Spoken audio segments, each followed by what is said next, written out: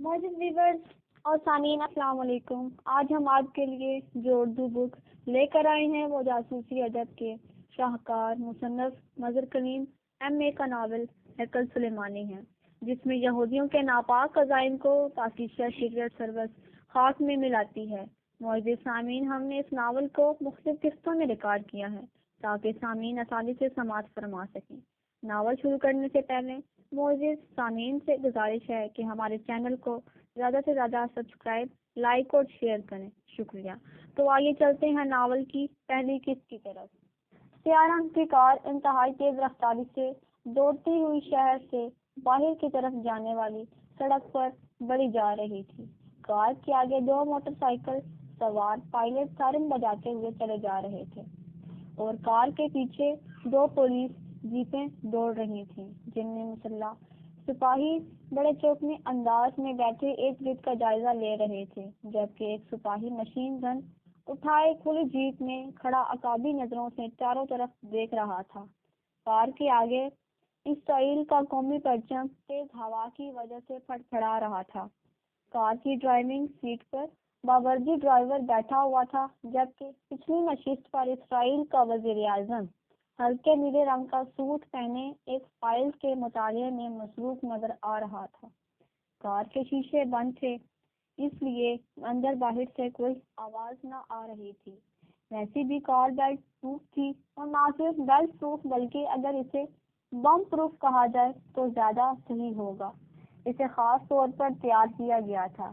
یہی وجہ تھی کہ وزیر اعظم ہر قسم کے خطرہ سے بے نیاز بڑے اطمینان سے فائل کے مطالعے میں مصروف تھا۔ وزیر اعظم آسکر نے ابھی چند ماہ ہوئے اسرائیلی پارلیمنٹ کی طرف سے منتخب کیے جانے پر وزیر اعظم کا حلف اٹھایا تھا۔ وہ نوجوان اور انتہائی پرجوش طبیعت کا مالک تھا۔ اس کا نعرہ تھا کہ یہودی پوری دنیا کے مالک میں وہ انتہائی معتصب یہودی ہونے کی وجہ سے خاص طور پر مسلمانوں کا سخت ترین دشمن تھا، اور اس کا قول تھا کہ دنیا میں جہاں بھی کوئی مسلمان نظر آئے اس دنیا سے مٹا دو۔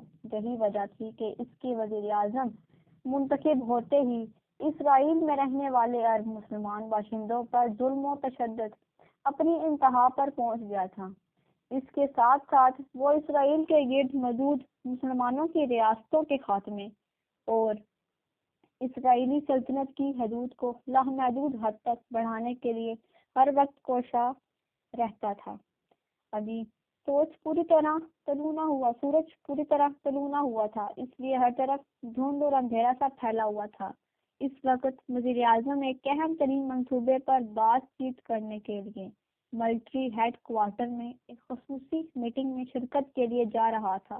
یہ منصوبہ گو اس کے اپنے ذہن کی اختراع تو نہ تھی، کیونکہ پہلے بھی اس سلسلہ میں اکثر کام ہوتا رہا تھا اور ایک بار اس منصوبے پر عمل درآمد کا فیصلہ بھی کیا گیا، لیکن اس منصوبے کے سامنے آتے ہی نہ صرف اسرائیل بلکہ پوری دنیا کے مسلمانوں نے احتجاج کا ایسا طوفان برپا کر دیا کہ اسرائیلی حکومت کو مجبوراً یہ منصوبہ ترک کرنا پڑا۔ لیکن عسکر ایسا آدمی تھا جو ایک بار قدم اٹھا کر واپس پلٹنا جانتا ہی نہ تھا، اس لیے برسر اقتدار آتے ہی اس نے نہ صرف اس منصوبے پر کام شروع کر دیا تھا بلکہ اس نے یہ فیصلہ کر لیا تھا کہ اسے ہر قیمت پر پورا کیا جائے گا۔ چنانچہ وہی ہوا۔ اس فیصلے کے کم منظر عام پر آتے ہی ایک بار پھر پوری دنیا کے مسلمانوں نے زبردست احتجاج شروع کر دیا، حتیٰ کہ اقوام متحدہ میں بھی اس پرزور شور سے قراردادیں منظور کی گئیں۔ اسرائیل میں رہنے والے عربوں نے بھی شدید رد عمل کا مظاہرہ کیا، لیکن عسکر اپنی بات پر اڑا رہا۔ اسرائیل کی سرپرست حکومت اکریمیا نے بھی اسے منصوبے کو ترک کرنے کے لیے کہا، لیکن اس نے اکریمیا میں موجود انتہائی طاقتور یہودی لابی کو استعمال کر کے حکومت اکریمیا کو یہ دھمکی دی کہ اگر اس نے اس منصوبے کو ترک کرنے کے لیے اسرائیل پر دباؤ ڈالا تو یہودی اکریمیا کے بینکوں اور تمام بالیاتی اداروں سے اپنی رقومات نکال کر اکریمیا کو معاشی طور پر بالکل مفلوج کر دیں گے۔ یہ دھمکی کارگر رہی اور حکومت اکریمیا نے نہ صرف دباؤ ختم کر دیا بلکہ اس نے اقوام متحدہ میں بھی اسرائیل کی کھل کر حمایت کی اور اس کے خلاف پاس ہونے والی قراردادوں کو ویٹو کر دیا۔ اس پر پوری دنیا میں موجود یہودیوں نے بڑے جشن منائے اور آسکر کو اپنا یہ خواب اب بالکل حقیقت کے قریب معلوم ہو رہا تھا۔ آج وہ مخصوص میٹنگ میں اس سلسلے میں فائنل اقدامات کی تفصیل طے کرنے کے لیے جا رہا تھا۔ کار ایک بائی روڈ پر مڑ کر ایک کہانی گیٹ کے درمیان سے گزر کر فوجی علاقے میں داخل ہو گئی اور چند لمحوں بعد ایک خاکی رنگ کی عمارت کے سامنے جا کر رک گئی اور وہاں موجود مسلح سپاہیوں نے ایڑیاں بجا کر وزیر اعظم کا استقبال کیا۔ برآمدے میں سیاہ رنگ کے سوٹ میں ملبوس ملٹری الٹیمیٹ ونگز کا انچارج کرنل کاسٹر کار کے رکتے ہی تیزی سے سیڑھیاں اتر کر کار کے قریب آیا۔ پھر اس نے اس کار کا دروازہ کھولا اور وزیر اعظم کے باہر آنے پر اسے بڑے احترام بھرے انداز اور باقاعدہ فوجی سلیوٹ کیا۔ وزیر اعظم کے ہاتھ میں وہی فائل تھی جس کا مطالعہ وہ راستے میں کرتا آیا تھا۔ سب لوگ پہنچ چکے ہیں؟ وزیر اعظم نے سلام کا جواب دیتے ہوئے تحتمانہ انداز میں پوچھا۔ یس سر، سب موجود ہیں، کاسٹر نے جواب دیا، اور وزیر اعظم اس کی رہنمائی میں چلتا ہوا ایک ہال نما کمرے میں داخل ہوا جس کے درمیان رکھی ہوئی ایک بڑی میز کے گرد اس وقت 12 کے قریب آدمی موجود تھے، جبکہ درمیان میں 2 کرسیاں خالی تھیں۔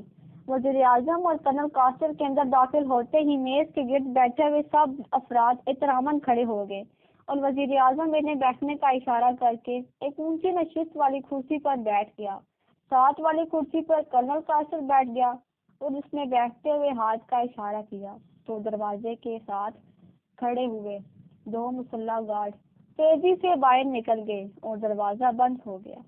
اس کے ساتھ ہی اس کے اوپر لگا ہوا سرخ رنگ کا بلب روشن ہو گیا۔ وزیر اعظم بڑے غور سے میٹنگ میں شریک ہر شخص کا چہرہ دیکھتا رہا۔ اس وقت میز پر اسرائیل کی تمام سیکرٹ اور اسپیشل سروسز کے سربراہ موجود تھے۔ میٹنگ کی کارروائی شروع کی جائے، وزیر اعظم آسکر نے سر ہلاتے ہوئے کہا اور کرنل کاسٹر نے سر ہلا دیا۔ سر، منصوبے کو مکمل کرنے کے لیے تمام اقدامات کی تیاری مکمل ہو چکی ہے۔ یروشلم شہر کو ہر طرف سے نگرانی میں لے لیا گیا اور ایک ایک گھر کی تلاشی لے لی گئی ہے۔ خاص طور پر وہاں موجود عرب گھرانوں کی انتہائی سختی سے چیکنگ کی گئی ہے اور مشکوک افراد کو قید کر لیا گیا ہے۔ لیکن کرنل کاسٹر لیکن کا لفظ کہہ کر رک گیا۔ وزیر اعظم کے ساتھ ساتھ میٹنگ کے سارے شرکا چونک کر کرنل کاسٹر کو دیکھنے لگے۔ لیکن کیا؟ وزیر اعظم نے چونک کر پوچھا۔ اس کے چہرے پر بھی حیرت کے آثار ابھر آئے تھے۔ لیکن ہمیں یہ منصوبہ 2 ہفتوں کے لیے ملتوی کرنا پڑے گا، کرنل کاسٹر نے طویل سانس لیتے ہوئے کہا۔ 2 ہفتوں کے لیے؟ لیکن کیوں؟ وزیر اعظم نے انتہائی درست لہجے میں کہا۔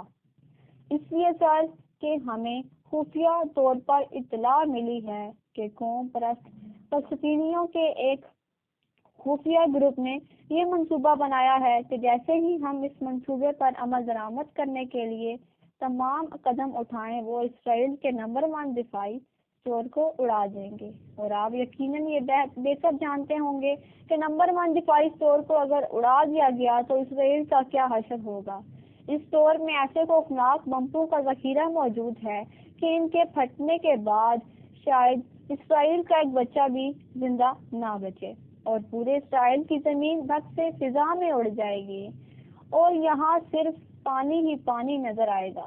اس کے بعد ظاہر ہے جب ہمارا اپنا وجود ہی نہ رہے گا تو اس منصوبے سے ہم کیا فائدہ اٹھا سکیں گے۔ چنانچہ میں نے اس کی رپورٹ جناب صدر کو پیش کی تو انہوں نے فوری طور پر 2 ہفتوں کے لیے اس منصوبے کو روکنے کے احکامات جاری کر دیے ہیں۔ کرنل کاسٹر نے تفصیل بتاتے ہوئے کہا۔ لیکن تم نے مجھے کیوں نہیں بتایا؟ تم اس کی رپورٹ صدر کے پاس کیوں لے کر گئے؟ وزیر اعظم نے انتہائی غصیلے انداز میں میز پر مکہ مارتے ہوئے کہا۔ اس کا چہرہ غصے کی شدت سے سیاہ پڑ گیا تھا۔ آپ خفیہ دورے پر ایک کرائمیا گئے ہوئے تھے اور چونکہ یہ معاملہ انتہائی فوری نوعیت کا تھا اس لیے مجبوراً اس جناب صدر کے نوٹس میں لانا پڑا۔ کرنل کاسٹر نے اطمینان بھرے لہجے میں جواب دیا۔ لیکن یہ کیسے ہو سکتا ہے کہ کوئی گوریلا گروپ ہمارے نمبر 1 دفاعی اسٹور کو اڑا دے؟ یہ ناممکن ہے۔ یہ صرف دھمکی ہو سکتی ہے، صرف دھمکی، کسی میں اتنی ضرورت نہیں ہو سکتی۔ وزیر اعظم نے اب ایک اور موضوع پر بات کرتے ہوئے کہا، اس کے لہجے میں شدید بے چینی اور اضطراب تھا، جیسے اسے منصوبے کو روک دیے جانے پر شدید مایوسی ہوئی ہو۔ جناب، یہ صرف دھمکی نہیں ہو سکتی، کیونکہ جہاں پاکیزہ سگریٹ سروس کا نام آ جائے وہاں اسے کوئی بھی خالی دھمکی نہیں سمجھ سکتا۔ کرنل کاسٹر نے کہا، پاکیزہ سگریٹ سروس، لیکن تم تو ابھی فلسطینی گروپ کی بات کر رہے تھے۔ پھر یہ پاکیزہ سگریٹ سروس کہاں سے ٹپک پڑی؟ اور یہ پاکیزہ سگریٹ سروس آخر ایسی کیا بلا ہے کہ اس کا نام آتے ہی ہم اتنا اہم منصوبہ روک دیا گیا؟ وزیر اعظم عسکر کے لہجے میں جھنجھلاہٹ تھی۔ آپ ابھی نئے منتخب ہوئے ہیں جناب۔ بہرحال پاکیزہ سگریٹ سروس کے متعلق یہ فائل موجود ہے، اسے آپ دیکھ لیں، اس کے بعد آپ اس کے متعلق بہتر سمجھ سکیں گے۔ کرنل کاسٹر نے اپنے سامنے رکھی ہوئی فائل وزیر اعظم کی طرف کھسکاتے ہوئے کہا، کیا ہے اس میں؟ یہ تو خاصی رقیم دکھائی دے رہی ہے۔ وزیر اعظم نے جھنجھلاتے ہوئے لہجے میں کہا، آپ اسے تھوڑا سا پڑھ لیں تاکہ آپ کو صحیح پس منظر معلوم ہو جائے۔ کرنل کاسٹر نے اسی طرح مؤدبانہ لہجے میں جواب دیا، اور وزیر اعظم نے اس طرح اس فائل کھولی جیسے مجبوراً ایسا کر رہا ہو۔ اس کے چہرے پر شدید جھنجھلاہٹ کے آثار نمایاں تھے، لیکن جیسے جیسے وہ فائل پڑھتا گیا اس کے چہرے کے تاثرات تبدیل ہوتے چلے گئے۔ پہلے چہرے پر حیرت اور پھر شدید حیرت کے تاثرات نمایاں ہو گئے۔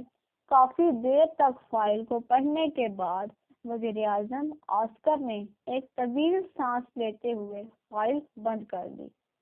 ہو نہ ہو یہ تو واقعی انتہائی خطرناک تنظیم ہے، لیکن ہم اگر ایک تنظیم کے ڈر سے ایسے منصوبے ملتوی کرتے رہے تو میرے خیال میں اسرائیل کو ختم کر دینا چاہیے۔ وزیر اعظم نے سر لہجے میں کہا، سر، منصوبہ ختم نہیں کیا گیا، صرف ملتوی کیا گیا ہے 2 ہفتوں کے لیے، تاکہ اس فلسطینی گروپ کا جس کی امداد کے لیے پاکیزہ سگریٹ سروس آ رہی ہے سوراخ لگا کر اس کا مکمل خاتمہ کر دیا جائے، اور نمبر 1 دفاعی اسٹور کی حفاظت کے لیے مزید انقلابی اقدامات کر لیے جائیں۔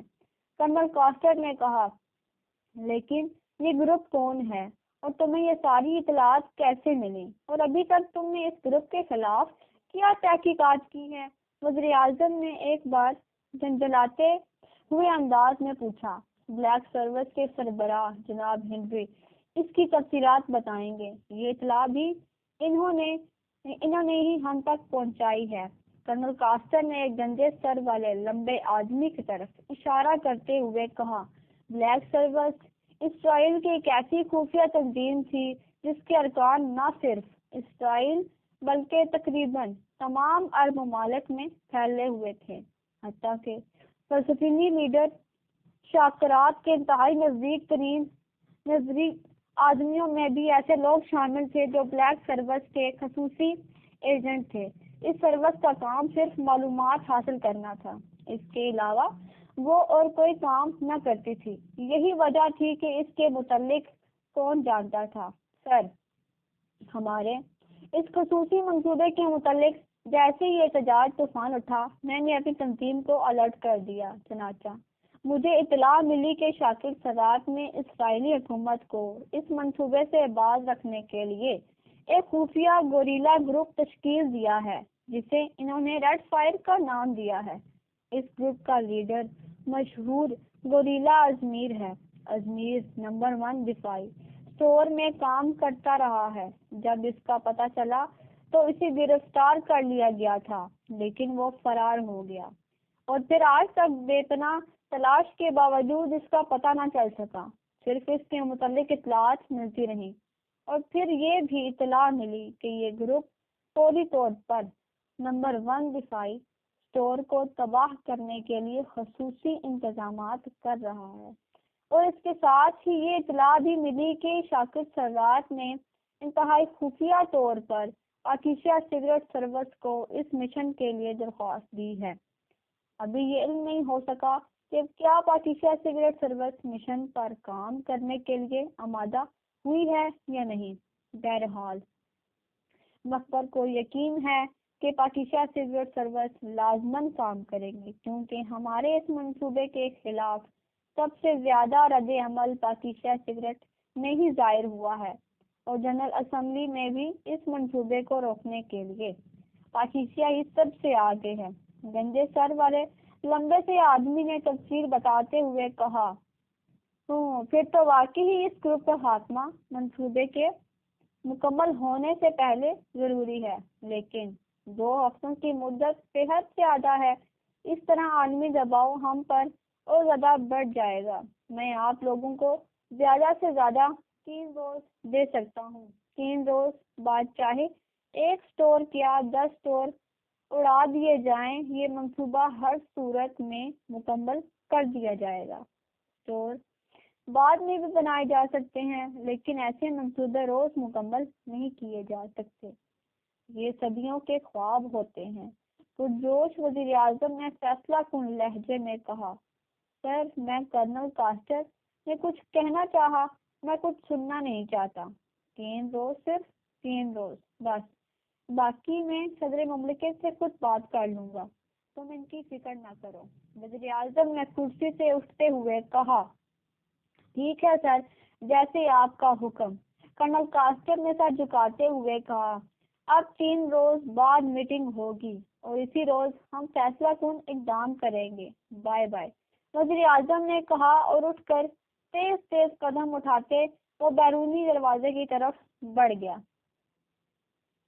ٹیلی فون کی گھنٹی بجتے ہی میز کے پیچھے بیٹھے ہوئے ایک لمبے تڑنگے اور ٹھوس جسم کے مالک ادھیڑ عمر عرب نے ہاتھ بڑھا کر ریسیور اٹھا لیا۔ یس چیف آف ریڈ فائر، ادھیڑ عمر عرب نے، جو مشہور فلسطینی گوریلا حارث تھا، جواب دیتے ہوئے کہا، نمبر 5 بول رہا ہوں جناب۔ وزیر اعظم عسکر نے صرف 3 روز کے لیے منصوبہ ملتوی کیا ہے۔ اس کا کہنا ہے کہ وہ خود صدر مملکت سے بات کر لے گا، اور مجھے یقین ہے کہ صدر مملکت اس کی بات نہیں ٹالیں گے۔ نمبر 5 نے کہا، 3 دن تو بہت کم ہے۔ 3 دن میں تو پاکیزہ سگریٹ سروس سے بات چیت بھی مکمل نہیں ہو سکتی۔ وزیر اعظم آپ کہاں ہیں؟ حارث نے چونکتے ہوئے پوچھا۔ وہ ملٹری انٹیلیجنس ہیڈ کوارٹر سے واپس اپنے دفتر جا رہا ہے، ابھی وہ کار میں بیٹھ رہا ہے۔ دوسری طرف سے جواب دیا گیا، تم اس میٹنگ میں شامل تھے؟ حارث نے پوچھا۔ یس سر، وہاں پاکیزہ سگریٹ سروس کی بات بھی ہوئی ہے۔ بلیک سروس کے چیف نے بھی رپورٹ کی ہے، حالانکہ پاکیزہ سگریٹ سروس والی اطلاع انتہائی خفیہ تھی۔ نمبر 5 نے کہا، ٹھیک ہے، میں وزیر اعظم کا ابھی بندوبست کرتا ہوں تاکہ وہ ہفتے کسی سے بات کرنے کے قابل بھی نہ رہے۔ تم بلیک سروس کے سربراہ کو پٹول کر کسی طرح ہم میں جو غدار موجود ہیں اس کا پتہ چلاؤ۔ بائے بائے، حارث نے کہا اور جلدی سے ہاتھ بڑھا کر ریسیور ٹیبل پر رکھ دیا اور میز کی دراز کھول کر اس میں ایک ٹرانسمیٹر باہر نکال لیا اور تیزی سے اس پر ایک فریکوینسی سیٹ کرنے لگا۔ چند لمحوں بعد اس نے بٹن آن کر دیا۔ Hello hello chief of red firing calling over. Haris نے سخت لہجے میں بار بار یہ فقرہ دہرانا شروع کر دیا۔ یس فائر گروپ اوور۔ چند لمحوں بعد دوسری طرف سے ایک باریک سی آواز سنائی دی، وزیر اعظم عسکر اپنی مخصوص کار میں ملٹری انٹیلیجنس کے ہیڈ کوارٹر سے اپنے دفتر جا رہا ہے۔ صرف رسمی سے حفاظتی اقدامات ہوں گے، اس پر حملہ کرو اور اسے اتنا زخمی کر دو کہ وہ 2-3 ہفتے اسپتال سے فارغ نہ ہو سکے۔ اوور۔ حارث نے تحکمانہ لہجے میں کہا، لیکن وہ اس کی کار تو انتہائی ٹھوس ہے، اس پر بم گولا کوئی چیز اثر نہیں کرتی۔ اوور۔ دوسری طرف سے ہچکچاتے ہوئے کہا گیا، پوری کار اغوا کر لو، بس اسے قتل نہیں کرنا، صرف شدید زخمی کرنا ہے، چاہے تمہارا پورا گروپ ہی کیوں نہ کام آ جائے۔ اوور۔ حارث نے انتہائی سخت لہجے میں کہا، یس سر، حکم کی تعمیل ہوگی سر، اوور۔ دوسری طرف سے اس بار بااعتماد لہجے میں جواب دیا گیا، مجھے رپورٹ دینا، اور انیت آل حارث نے کہا، اور ٹرانسمیٹر آف کر کے اس نے فریکوینسی سیٹ کرنا شروع کر دی۔ Hello hello Haris speaking, over. اس بار ٹرانسمیٹر آن کر کے اس نے قدر محتبانہ لہجے میں کہنا شروع کیا، یس تالیہ اسپیکنگ، اوور۔ اس بار دوسری طرف سے ایک بھاری آواز سنائی دی، جناب میں حارث بول رہا ہوں، پاکستان سیکرٹ سروس کے متعلق کوئی اطلاع ہو تو بتائیں، اوور۔ حارث نے مؤدبانہ لہجے میں کہا، چیف ان سے بات چیت کرنے خفیہ دورے پر گئے ہوئے ہیں، ابھی ان کی طرف سے کوئی اطلاع نہیں ملی، کیوں کیا بات ہے، اوور۔ دوسری طرف سے حیران لہجے میں پوچھا گیا، جناب ہم نے دفاعی اسٹور نمبر 1 اڑانے کی اطلاع انتہائی خفیہ طور پر حکومت کے اعلیٰ حلقوں میں پہنچائی تھی، جس سے وہ بری طرح گھبرا گئے اور انہوں نے صدر مملکت کو رپورٹ دے کر 2 ہفتوں کے لیے ہیکل مشن ملتوی کر دیا تھا، لیکن آج وزیر اعظم نے اعلیٰ سطح میٹنگ میں 2 ہفتوں کی مدت منسوخ کر کے صرف 3 دن کے لیے اسے ملتوی کر دیا ہے۔ اس کے ساتھ ہی انہیں کسی نے یہ اطلاع بھی دی ہے کہ ہم پاکستان سیکرٹ سروس کی خدمات حاصل کر رہے ہیں، اوور۔ حارث نے پوری تفصیل بتاتے ہوئے کہا، اور یہ تو بہت برا ہوا، 3 دن تو بہت کم ہیں، اتنی کم مدت میں تو پاکستان سیکرٹ سروس سے بات بھی نہ ہو سکے گی، اور اگر منصوبے پر عمل ہو گیا تو پھر سب کچھ ختم ہو جائے گا، اس کا کوئی حل نکالو۔ حارث، اوور۔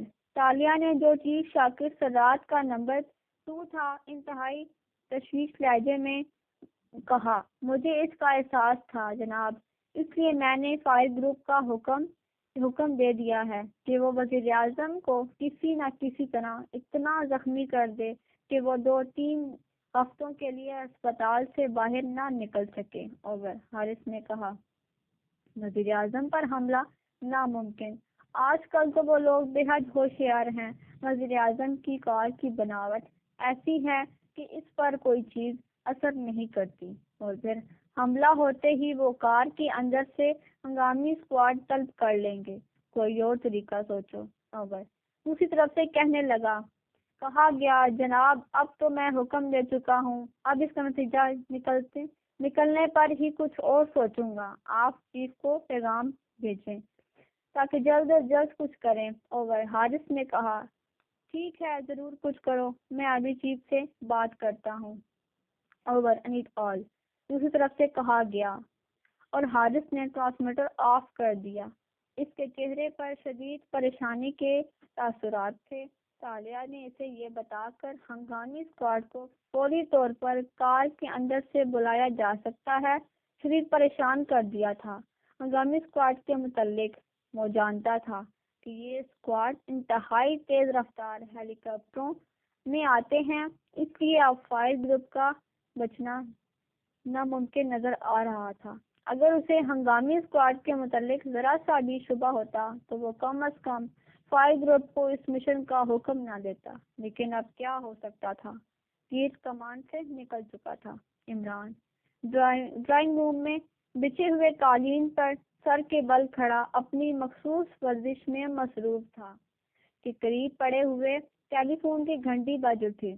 عمران نے اس طرح الٹا کھڑے کھڑے ہاتھ اونچا کیا اور تپائی پر سے ریسیور اٹھا کر کانوں سے لگا لیا۔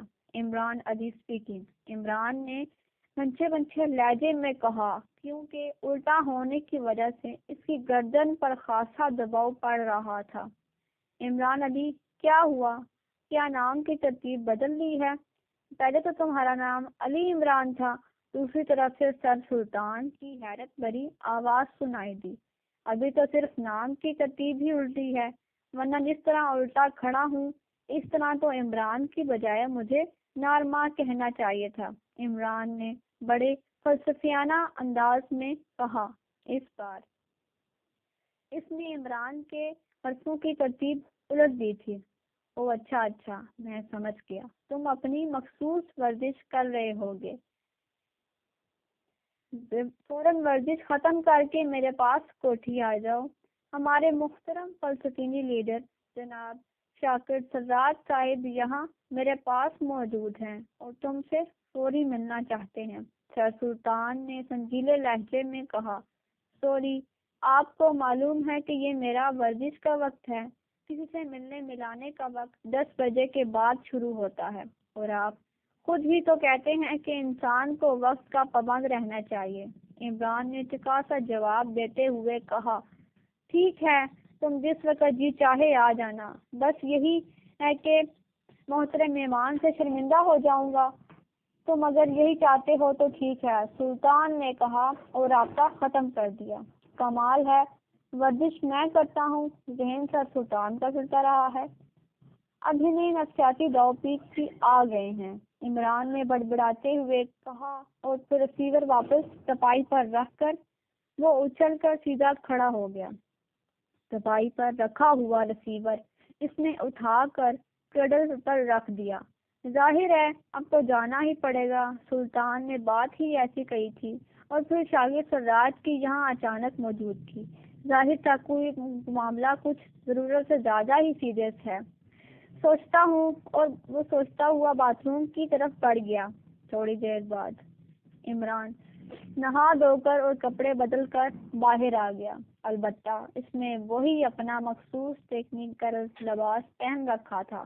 اسی لمحے سلیمان ٹالی دھکیلتا ہوا اندر داخل ہوا۔ ٹالی پر ناشتے کا سامان تھا۔ ارے آپ تو کہیں جانے کے لیے تیار کھڑے ہیں، ناشتہ نہیں کرنا؟ سلیمان نے حیران ہوتے ہوئے کہا، یہ ناشتہ ہے؟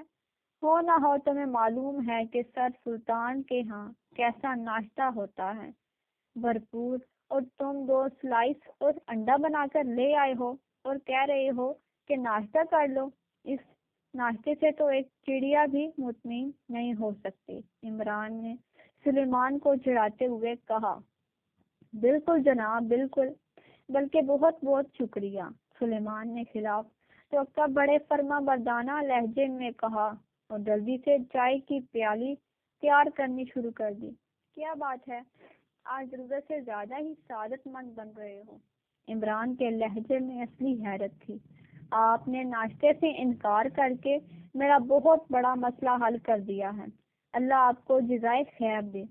میں پہلے ڈبل ناشتہ کر چکا ہوں، لیکن کچھ تشنگی ابھی باقی تھی، اور میں سوچ رہا تھا کہ اب پھر ناشتہ کون بنائے، سلیمان نے بڑے مطمئن انداز میں کہا، اور پھر عمران کی جگہ صوفے پر اکڑ کر بیٹھ گیا اور تیزی سے عمران والا ناشتہ خود کرنا شروع کر دیا۔ ارے ارے، رکو رکو، ارے! عمران تیزی سے انڈے کی طرف جھپٹا، لیکن سلیمان نے جلدی سے انڈا اٹھا کر منہ میں ڈال لیا۔ سلائس وہ پہلے ہی آدھا کھا چکا تھا۔ ارے اگر سر سلطان ناشتہ کر چکے ہوئے، تو عمران نے رو دینے والے لہجے میں کہا، تو اور بھی زیادہ اچھا ہوگا۔ آپ کو سلیمان کے ناشتے کی قدر و قیمت تو معلوم ہوگی، اور کہو اسے چڑیا کا ناشتہ۔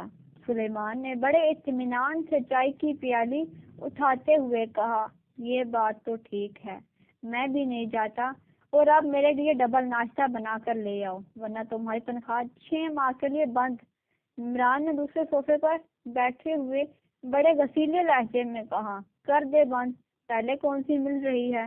چلو اس طرح 6 ماہ کے لیے کھانا پکانے سے تو چھٹی مل جائے گی، میرا کیا ہے، تو کسی بھی ہوٹل میں جا کر کھا سکتا ہوں، ہر ہوٹل کا باورچی اپنا یار ہے، جو مال اس نے اپنے لیے علیحدہ بنا کر رکھا ہوا تھا، اس میں سے حصہ مل جایا کرے گا۔ سلیمان نے عمران کی دھمکی کی پرواہ نہ کرتے ہوئے کہا، اور پھر اس سے پہلے کہ عمران کوئی جواب دیتا، ٹیلی فون کی گھنٹی بج اٹھی، اور عمران نے ہاتھ بڑھا کر ریسیور اٹھا لیا۔ حال کا علی عمران اور مستقبل کا باورچی سلیمان بول رہا ہوں۔ عمران نے منہ بناتے ہوئے کہا، تم حال مستقبل چھوڑو اور جلدی سے میرے پاس پہنچ جاؤ، میں انتظار کر رہا ہوں۔ دوسری طرف سے سر سلطان انتہائی کڑک لہجے میں کہا، اور اس کے ساتھ ہی رابطہ ختم ہو گیا۔ عمران نے ایک طویل سانس لیتے ہوئے ریسیور کریڈل پر رکھا اور اٹھ کھڑا ہوا۔ کمال ہے، آج کا دن ہی کچھ ایسا ہے، سبھی کھانے کو دوڑ رہے ہیں، ایک میں ہوں جسے ناشتہ بھی میسر نہیں آ رہا، عمران نے بڑبڑاتے ہوئے کہا، اور سلیمان کو جواب اطمینان سے بیٹھا چائے پی رہا تھا گھورتا ہوا بیرونی دروازے کی طرف بڑھ گیا۔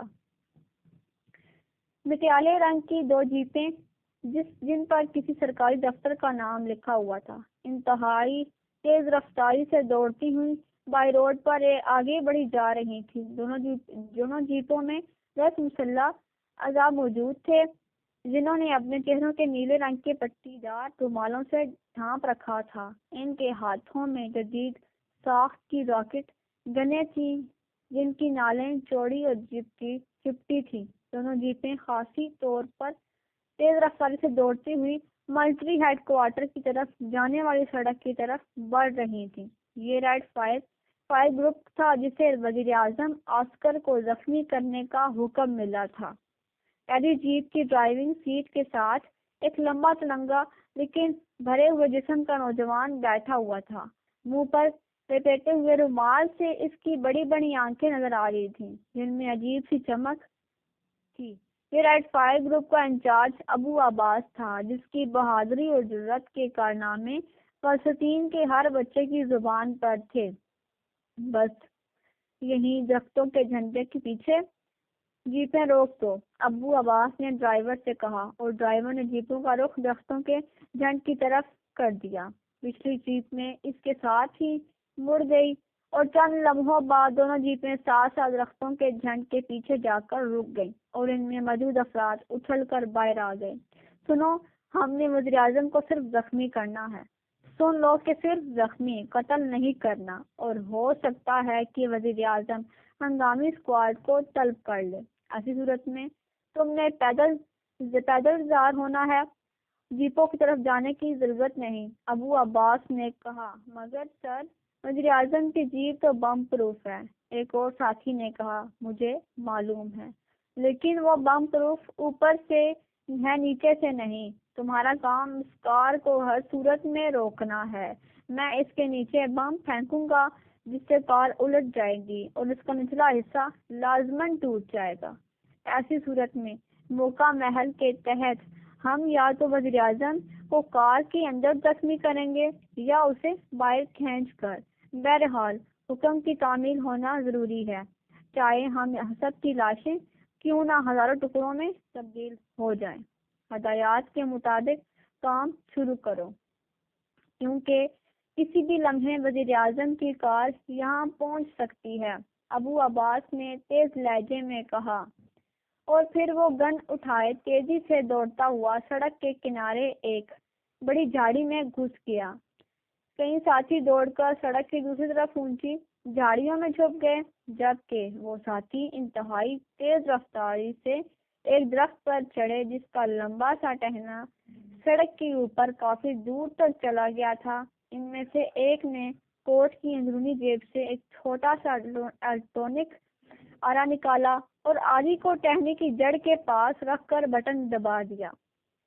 سر کی تیز آواز بھری اور الیکٹرانک آرے کے چھوٹے سے پھل نے انتہائی تیزی سے ٹہنے کو کاٹنا شروع کر دیا۔ آدھے سے زیادہ ٹہنا جب کٹ گیا تو آرے کا بٹن آف کر دیا گیا۔ اب ٹہنا ذرا سا جھک گیا تھا۔ وہ ساتھی آرا جیپ میں درخت کے پتوں میں چھپ گیا۔ گن اس نے ہاتھ میں پکڑ لی تھی۔ کبھی کبھار کوئی جیپ یا کار ادھر سے گزر جاتی، وہ سب خاموش پڑے ہوئے اس گھٹن مہم کو پورا کرنے کے لیے اپنی جان پر کھیل جانے کا عزم کیے ہوئے تھے۔ باقی ساتھی بھی ادھر ادھر چھپے ہوئے تھے۔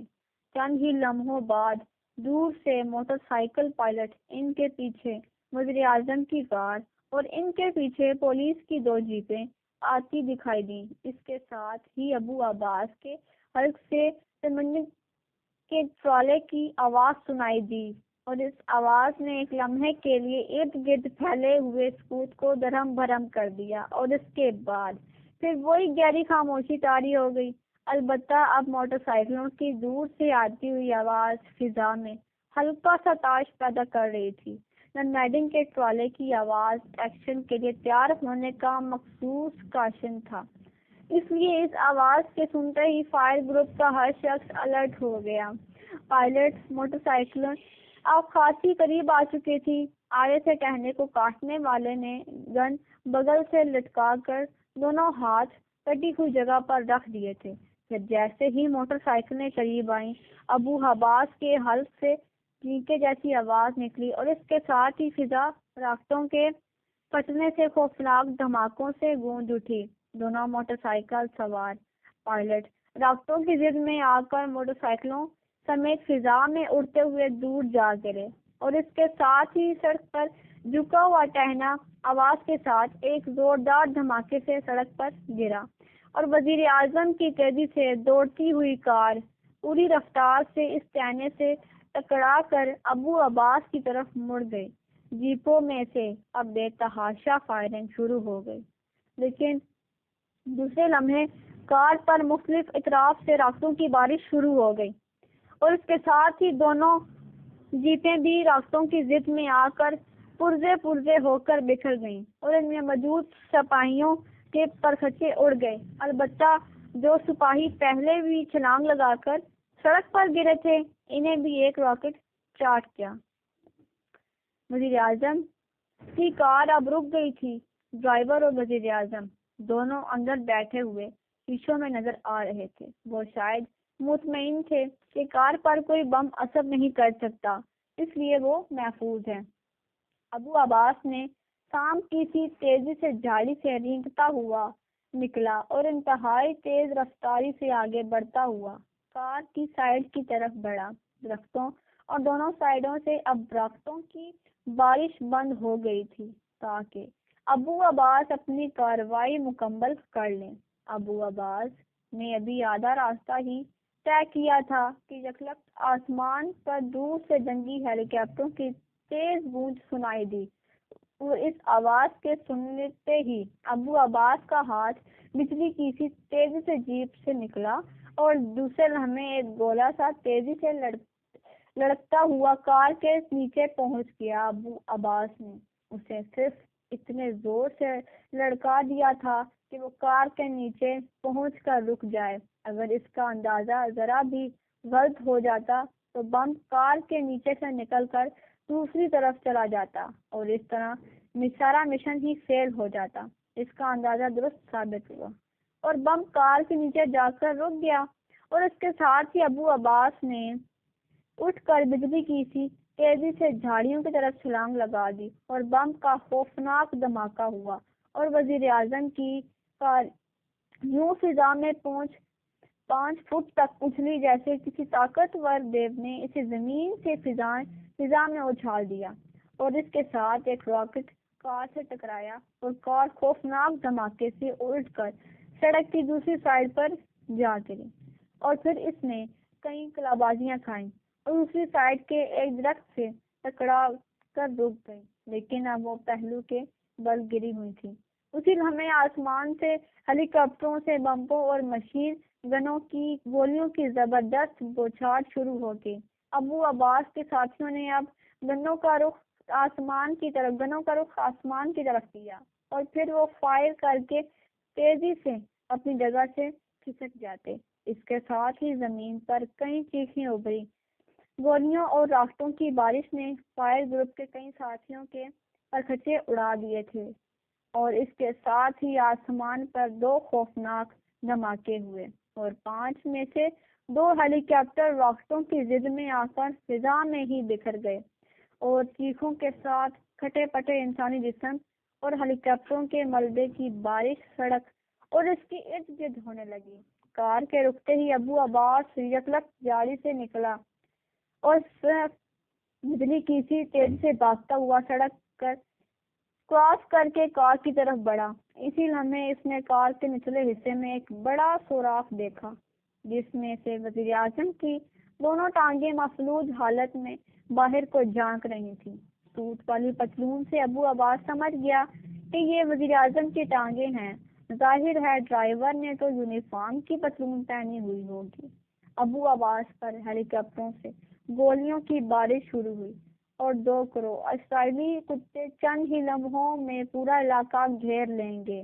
ابو عباس نے سر ہلاتے ہوئے کہا، اور اسد تیزی سے مکان کی اونچے برآمدے کی طرف دوڑا جس میں سبزیوں سے لدا ہوا ایک بڑا سا ٹرک کھڑا تھا، اور وہ ڈرائیونگ سیٹ پر بیٹھ گیا اور دوسرے لمحے ٹرک تیزی سے دروازے کی طرف بڑھا۔ ابو عباس نے سر پر باندھا ہوا رومال اور جسم پر موجود سیاہ رنگ کا لباس جلدی سے اتارا، اور پھر وہ بجلی کی سی تیزی سے دوسری سیٹ پر چڑھ گیا، اور ٹرک مکان سے باہر نکل کر انتہائی تیز رفتاری سے ایک کچی سڑک پر دوڑتا ہوا بڑی سڑک پر پہنچ گیا۔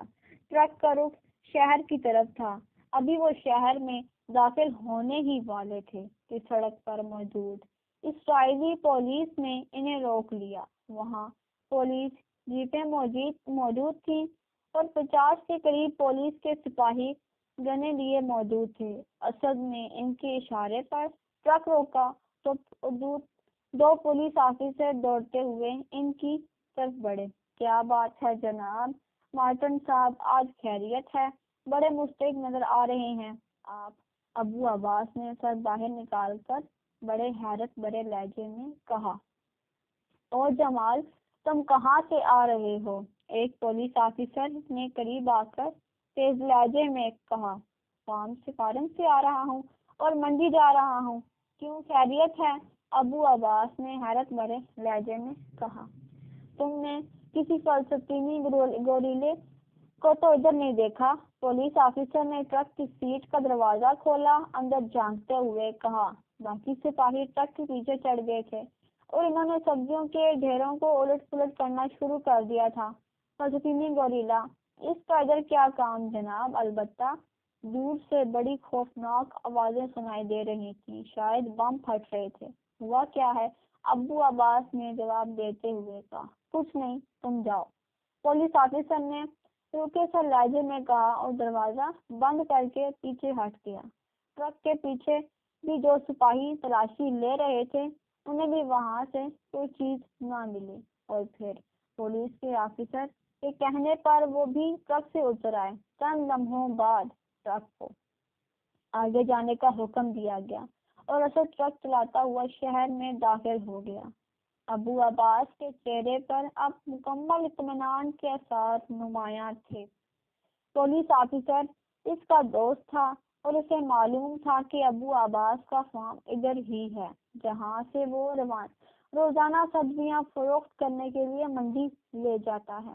ابو عباس کا دوسرا روپ جمال کا تھا جو سبزیوں کے فارم کا مالک تھا، اور اس روپ میں وہ فلسطینی گوریلوں کے خلاف پولیس کی مخبری کا کام کرتا تھا۔ اس طرح پولیس والوں کے ساتھ نہ صرف اس کی دوستی تھی بلکہ وہ اس پر مکمل اعتماد بھی کرتے تھے۔ اب یہ بات اور ہے کہ مخبری اکثر لاشوں کی ہوئی تھی یا پھر شکار کو پہلے فرار کر دیا جاتا تھا۔ ابو عباس نے یہ سب کچھ ذہن میں رکھ کر ہی پلاننگ کی تھی، اور اپنے 9 ساتھیوں کی قربانی دے کر وہ بہرحال اپنے خوفناک مشن کو مکمل کر لینے میں کامیاب ہو چکا تھا، جو بظاہر ناممکن نظر آ رہا تھا۔ کیا میں ناشتے کے لیے حاضر ہو سکتا ہوں؟ عمران نے ڈرائنگ روم کے دروازے پر رک کر بڑے مؤدبانہ انداز میں کہا۔ آ جاؤ، ہم تمہارا ہی انتظار کر رہے ہیں۔ سر سلطان نے چونک کر دروازے کی طرف دیکھا۔ سلطان کے ساتھ والے صوفے پر مشہور فلسطینی لیڈر شاکر سرات بھی بیٹھے ہوئے تھے۔ انہوں نے سر پر اپنا مخصوص رومال باندھا ہوا تھا۔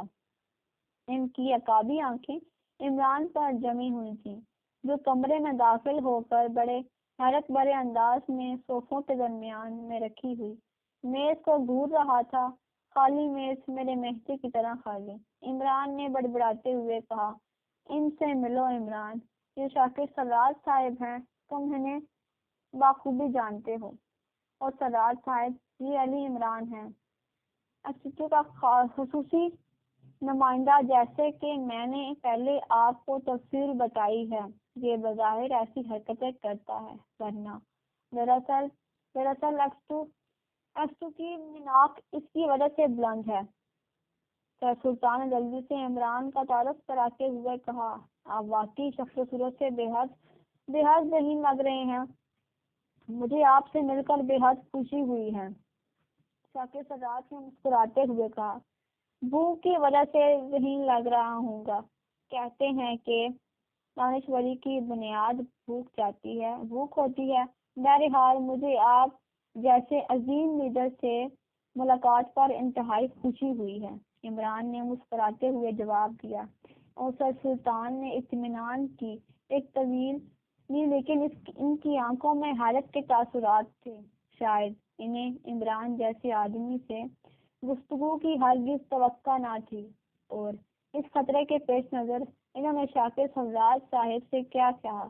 کچھ عمران کے متعلق کہا ہوگا۔ دیکھو عمران، معاملات انتہائی سنجیدہ ہیں۔ شاکر سرات صاحب انتہائی خفیہ دور پر آئے ہیں، ہماری حکومت کو بھی باضابطہ طور پر ان کی آمد کی اطلاع نہیں ہے، البتہ صدر مملکت اور وزیر اعظم صاحب کو ذاتی طور پر علم ہے۔ سر سلطان نے عمران کو مزید سنجیدہ کرنے کے لیے باقاعدہ تمہید باندھتے ہوئے کہا، جناب سلیمان کے معاملات بھی انتہائی سنجیدہ ہو چکے ہیں۔ ایک تو وہ پہلے سے چڑیا کے بچے جیسے ناشتہ لے آیا کرتے تھا، اور آج آپ کے فون آنے پر وہ ناشتہ وہ خود میرے سامنے بیٹھ کر اڑا گیا ہے، اور میری آیتیں سورہ اخلاص تو ایک طرف پوری 20 تراویح پڑھنے میں مصروف ہیں۔ عمران نے صوفے پر بیٹھے ہوئے انتہائی سنجیدہ لہجے میں کہا، اور شاکر سرات صاحب نے ہونٹ پھینس لیے، ان کی چمکتی ہوئی آنکھیں شدید حیرت کے تاثرات نمایاں ہو گئے تھے۔ وہ شاید عمران کی ٹائپ سمجھنے کی کوشش کر رہے تھے کہ جس نے سر سلطان کے اس قدر سنجیدہ فکرے کا ایسا جواب دیا تھا۔ تو ٹھیک ہے، تو پہلے ادھر ڈرائنگ روم میں چلے جاؤ، میں ناشتہ کہہ دیتا ہوں، جہاں ہم نے اتنا انتظار کیا ہے وہاں کچھ دیر اور کر لیں گے، سر سلطان نے قدرے ناراض لہجے میں کہا۔ ناشتے میں ملے گا کیا؟ عمران نے بڑے اشتیاق بڑے لہجے میں کہا، جو بھی ہوگا مل جائے گا، بہرحال تمہارا پیٹ بھر جائے گا، سر سلطان نے لہجے میں جواب دیا۔ میرا پیٹ بھر گیا تو شاکر سرات صاحب نے مجھے ذہین سمجھنے سے انکار کر دینا ہے۔ اب میں ان جیسے عظیم لیڈر کی طرف سے ملا ہوا یہ سرٹیفکیٹ اتنی جلدی ضائع نہیں کرنا چاہتا ہوں، اس لیے آپ فرمائیں کیا حکم ہے؟ عمران نے یکلک سنجیدہ ہوتے ہوئے کہا، اور شاکر سرات صاحب ایک بار پھر عمران کو خود کی طرح رنگ بدلتے دیکھ کر حیران رہ گئے، کیونکہ عمران کا چہرہ یکلک چٹانوں کی طرح سخت سنجیدہ ہو گیا تھا، لیکن وہ منہ سے کچھ نہ بولے، شاید وہ کم سے کم بات کرنے کے عادی تھے۔ شکریہ عمران، اس وقت میرے عالم اسلام میں انتہائی بے چینی اور اضطراب پھیلا ہوا ہے، کیونکہ اسرائیل نے اس بار حتمی فیصلہ کر لیا ہے کہ وہ مسلمانوں کے قبلہ اول بیت المقدس کو قلعہ سلیمانی میں تبدیل کر دے گا۔ اس سلسلہ میں اس نے ہر قسم کے احتجاج کو رد کر دیا ہے۔ حکومت اکریمیہ بھی اس کی ہر قسم کے احتجاج کو رد کر دیا ہے، حکومت اکریمیہ بھی اس کی فیور کر رہی ہے، اور تم جانتے ہو کہ مسلمانوں کے قبلہ اول مسجد اقصی کے متعلق کیسے جذبات ہیں۔ شاکر سرات صاحب نے بتایا ہے کہ اسرائیل کا منصوبہ یہ ہے کہ پورے بیت المقدس کو بمبوں سے اڑا کر صاف کر دیا جائے گا، پھر ان کی اپنی روایات کے مطابق اس پر ہیکل سلیمانی کو طرح سے تعمیر کیا جائے گا۔ پوری دنیا کے یہودی اس خوفناک اور خطرناک منصوبے میں اسرائیل کا ساتھ دے رہے ہیں۔ ہیکل سلیمانی کا نقشہ تیار ہو چکا ہے، اور اسرائیل کسی بھی لمحے مسجد اقصی کو بمبوں سے اڑا سکتا ہے۔ تم جانتے ہو اگر اسرائیل نے ایسی حرکت کر دی، جو کہ اس بار آثار نظر آ رہے ہیں کہ وہ ضرور حرکت کرے گا، تو ہو سکتا ہے پوری دنیا کے مسلمان آگ بگولا ہو جائیں، اور پھر شاید ایسی خوفناک جنگوں کا سلسلہ شروع ہو جائے جس کا انجام پوری دنیا کی مکمل تباہی پر جا نکلے۔ سر سلطان نے انتہائی سنجیدہ لہجے میں کہا، ٹھیک ہے، میں اس بارے میں پوری دنیا کے مسلمانوں کے جذبات کو سمجھتا ہوں، لیکن کم از کم اس طرح یہ تو ہوگا کہ پوری دنیا کے مسلمان اسرائیل کے خلاف متحد ہو کر اٹھ کھڑے ہوں گے۔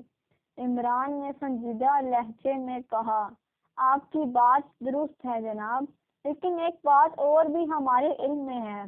اسرائیل کی حکومت نے ایک پلان بنایا ہے۔ اگر مسلمانوں نے اس بارے میں زیادہ اشتعال دکھایا تو وہ دوسری عبادت گاہوں کو ایٹمی راکٹوں سے اڑا دیں گے، اور انہوں نے یہ فیصلہ کیا ہے کہ مسجد اقصیٰ پر ہیکل سلیمانی کی تعمیر کے اس خوفناک منصوبے سے قبل اس منصوبے کا باقاعدہ اعلان کیا جائے گا، اور نمونے کے طور پر مسلمانوں کے دوسرے شہروں پر ہلکی طاقت کے بم بھی پھینکے جائیں گے۔ اکیمیا دونوں خفیہ طور پر اس کا ساتھ دینے کا باقاعدہ اعلان کر چکے ہیں۔ ان کا نتیجہ یہ ہوگا کہ اسرائیل کی بجائے پوری دنیا کے مسلمان ختم ہو جائیں گے، اور مسلمان دنیا کو اسرائیل، اکیمیا اور روسیہ تینوں مل کر بانٹ لیں گے، اور پھر پوری دنیا میں مسلمانوں کا تعاقب کیا جائے گا،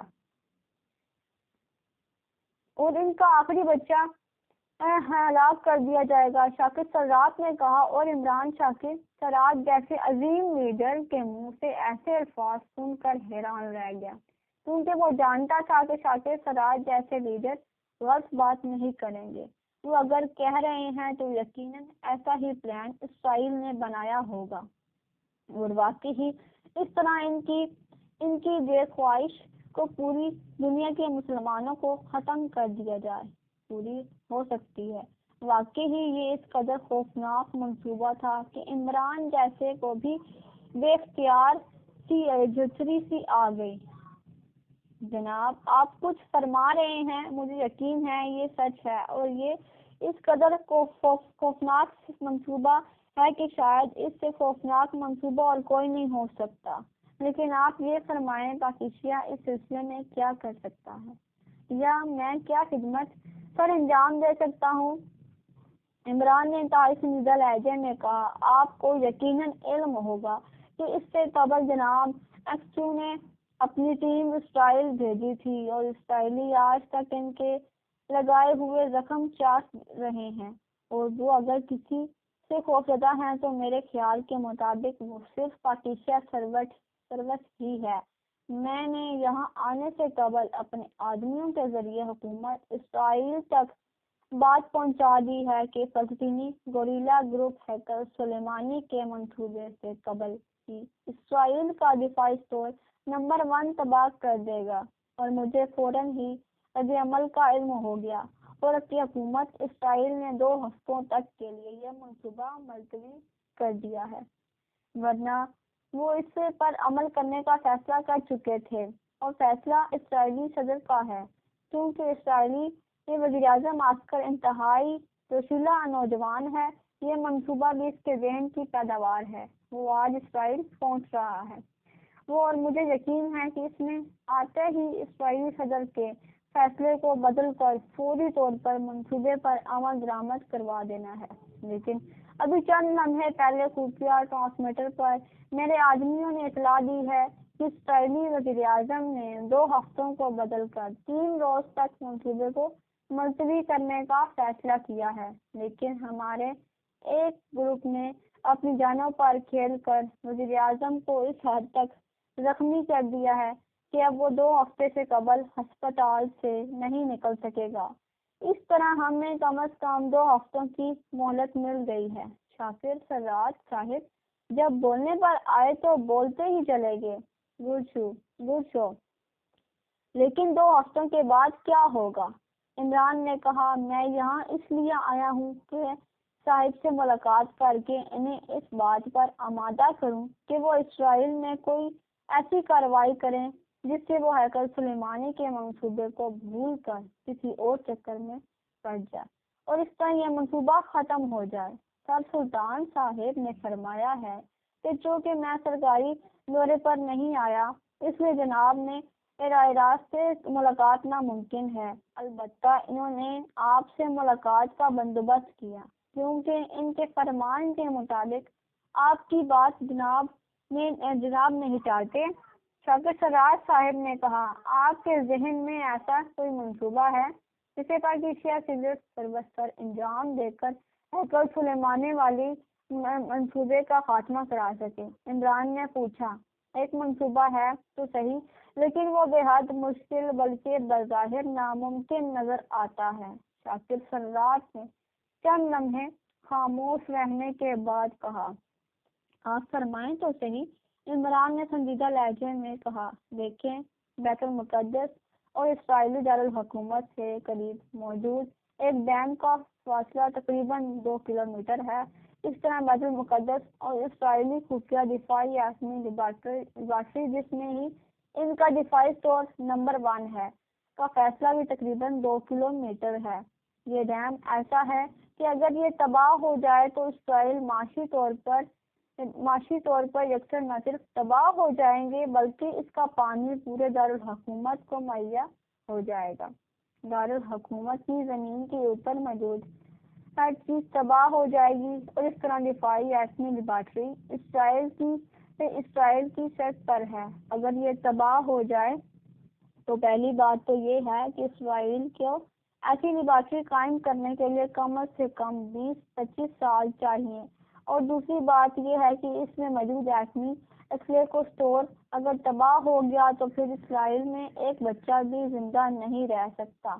اگر ہم کسی طرح بیت المقدس سے دفاعی لیبارٹری تک اور بیت المقدس سے ڈیم تک خفیہ سرنگیں کھود کر ان میں ڈیم الون مادہ بھر دیں، اور اس کے بعد اس بات کا اعلان کر دیا جائے کہ اگر بیت المقدس پر بم پھینکا گیا تو اس کی توڑ پھوڑ کی گئی، اس کا نقشہ بدلنے کی کوشش کی گئی، تو ڈیم الون کی وجہ سے اسی لمحے ڈیم اور دفاعی لیبارٹری میں ساتھ ہی اڑ جائے گی، اور اس بات کا اسرائیل کو یقین ہو جائے تو مجھے یقین ہے کہ وہ ہمیشہ کے لیے اس منصوبے کو ترک کر دیں گے۔ شاکر سراج نے کہا، لیکن شاکر سراج صاحب، یہ منصوبہ کیسے قابل عمل ہے؟ 2 کلومیٹر کی خفیہ سرنگیں کیسے کھودی جائیں گی، اور کھودے گا کون؟ سر سلطان نے جواب تک خاموش بیٹھے ہوئے تھے۔ عمران کے بولنے سے پہلے حیرت بھرے لہجے میں کہا، پہلے تو یہ بتائیں کہ یہ ویکو ڈیم کیا ہے؟ میں تو ان کا نام پہلی بار سن رہا ہوں۔ عمران نے حیرت سے اچکتے ہوئے کہا، ہاں، یہ انتہائی جدید ترین ایجاد ہے۔ اس کا سائنسی نام تو بہت لمبا چوڑا ہے، بہرحال اس کا مخفف نام ویکوٹین رکھا گیا ہے، اور آپ کو یہ سن کر یقیناً خوشی ہوگی کہ یہ مکمل طور پر فلسطینیوں کی ایجاد ہے۔ ہم نے ایک خفیہ لیبارٹری قائم کی ہے جہاں فلسطینی سائنسدان ایسی ایجادات میں دن رات مصروف رہتے ہیں جن سے اسرائیل کو زیادہ سے زیادہ نقصان پہنچایا جائے۔ اسی سلسلہ میں سے اتفاق کہیے کہ ویکوٹین 11 بھی ایجاد ہو گیا۔ یہ ایک خاص قسم کا کاروباری مادہ ہے۔ اسے جب ایک خاص دھات کے پائپ بند کر کے ریپیٹ کر دیا جاتا ہے تو یہ انتہائی خوفناک بم بن جاتا ہے۔ اس پائپ پر جیسی ہی ضرب لگائی جائے تو اسے توڑنے کی کوشش کی جائے تو یقیناً پھٹ جاتا ہے۔ وہ پھٹتا اس لیے ہے کہ جب اس میں ہوا کا ایک خلیہ بھی داخل ہو جائے، ویسے اس دھات پر وزن، پانی، ہوا، کسی چیز کا کوئی اثر نہیں ہوتا۔ اگر اسے اسرائیل کھولنے، اکھاڑنے، توڑنے کی کوشش کرے گا تو 2 کلومیٹر لمبا پائپ بیک وقت کی صورت میں پھٹ جائے گا۔ شاکر سراج نے کہا، کیا اس سے چھوٹا بم بنایا جا سکتا ہے اور اسے یا کسی اور ذریعے سے پھاڑا جا سکتا ہے؟ عمران نے چند لمحے خاموش رہنے کے بعد پوچھا۔ جی ہاں، مجھے میرے سائنسدانوں نے بتایا ہے کہ انہوں نے اس سے کامیابی حاصل کر لی ہے۔ اس بم پر آپریٹر فکس ہو جاتا ہے جو گھوم کر اس کا منہ کھول دے گا۔ ہوا اندر داخل ہوتے ہی یہ پھٹ جائے گا۔ شاکر سراج نے سر ہلاتے ہوئے کہا، تو پھر وہ 2 کلومیٹر سرنگیں کھودنے کی کیا ضرورت ہے، اور دفاعی لیبارٹری کے اندر بموں کا چھپا دیا جائے اور اسرائیل کو دھمکی دے دی جائے کہ اگر اس نے بیت المقدس نقصان پہنچایا تو یہ بم پھاڑ دیے جائیں گے۔ عمران نے کہا، میں نے 2 کلومیٹر والی بات اس لیے کی تھی کہ اس طرح وہ اس کا کوئی پارٹ علیحدہ نہ کر سکیں گے، ورنہ سارا پھٹ جائے گا، اور علیحدہ علیحدہ بموں کی صورت میں وہ اسے اٹھا کر لے جائیں گے پر ہمیں معلوم بھی نہ ہوگا۔ شاکر سراج نے کہا، ہاں یہ پہلو یقیناً قابل غور ہے، لیکن 2 کلومیٹر لمبی سرنگیں کھودنا، ان میں اتنا طویل بم بنا کر ڈالنا، یہ تو عام حالات میں ناممکن ہے، اور پھر ایسی صورت میں جو اس وقت اسرائیل میں ہے، پھر یہ کام تو کم از کم 3 سالوں میں جا کر مکمل ہو سکتا ہے۔